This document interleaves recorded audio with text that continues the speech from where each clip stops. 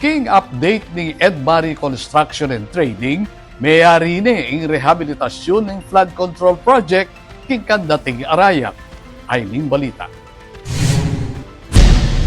Agpangking update ning Edmari Construction and Trading, mayari ni ing rehabilitasyon ning flood mitigation project king kandating river king balena ning arayat a mesira inyang August 2024 kay bat ning super typhoon Karina. Agpangkang engineer Edgar Sagom ing makibandi ning Edmari Construction and Trading, mayari ing proyekto atlong Domingo bayo ing tinakdang completion date o ing target date. Sinigurado kanong makompleto iti bayo tumud rento kito king bagyo. Penga ko darete king publiko na ngening Oktubre ya mayari iti ang king taluwing Domingo ning Nobyembre. Pero mayari kanong agad iti king mumunang paruminggo ning salukuyang bulan. Kapag nasaning proyekto nga yagwanta ing Albug, kareng barangay king paligid na ning kandating river. Abanwa-banwa ang apektado ning mga sika na pamanuran at lalapong ilog.